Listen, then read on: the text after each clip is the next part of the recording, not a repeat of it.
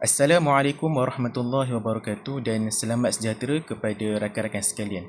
Nama saya Muhammad Zuhairi bin Muhammad Rizwan, nombor metrik D202511116996. Dalam video ini, saya ingin menerangkan satu topik yang amat mendasar dalam dunia perguruan, iaitu teori dalam sosiologi pendidikan. Mengapa teori itu penting? Teori sebenarnya memainkan peranan sebagai kerangka yang membantu kita memahami fenomena pendidikan yang kompleks secara lebih sistematik. Tanpa teori, kita mungkin hanya melihat kejadian-kejadian di sekolah sebagai peristiwa yang terpencil.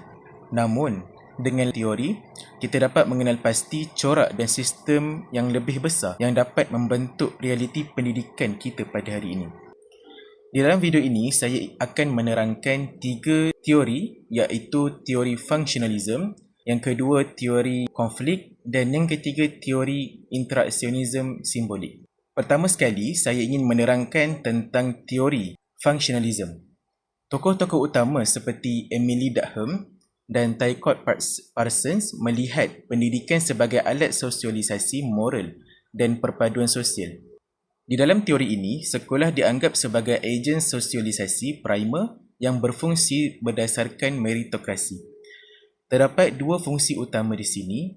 Yang pertama, fungsi manifest, iaitu fungsi yang dirancang, seperti pemindahan ilmu dan persediaan tenaga kerja. Manakala yang kedua pula adalah fungsi latent atau fungsi tidak dirancang, seperti pembinaan jaringan sosial dan perpaduan etnik.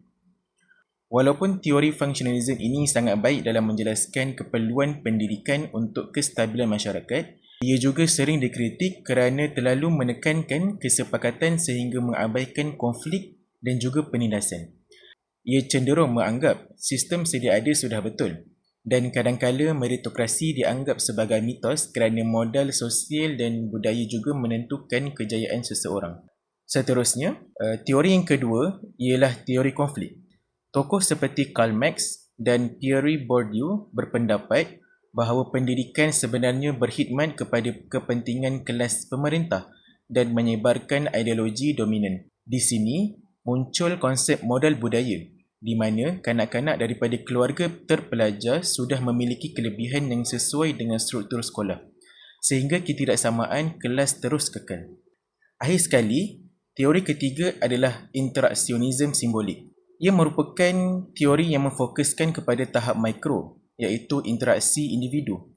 Tokoh seperti George Herbert Mead dan Irving Goffman melihat bilik darjah seperti sebuah pentas di mana guru dan pelajar berlakon membawa peranan masing-masing.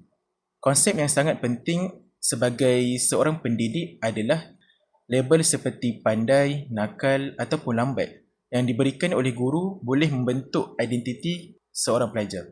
Ia akan membawa kepada kesan di mana jika guru menjangkakan pelajar itu lemah, pelajar tersebut cenderung untuk terus kekal lemah. Kekuatan teori ini adalah menghargai pengalaman individu, namun kritikan menyatakan ia terlalu sempit kerana mengabaikan faktor makro seperti dasar kerajaan dan ekonomi. Kesimpulannya, sebagai bakal pendidik, kita perlu memahami bahawa tiada satu pun teori yang sempurna. Pendidik yang bijak akan menggunakan ketiga-tiga teori untuk memahami realiti bilik darjah secara menyeluruh. Teori functionalism membantu kita melihat fungsi sistem. Teori konflik mendedahkan siapa yang mendapat keuntungan, manakala teori interaksionisme simbolik menghargai pengalaman setiap individu. Dengan menguasai ketiga-tiga teori ini, kita akan dapat menjadi pendidik yang lebih peka dan berkesan. Sekian, terima kasih.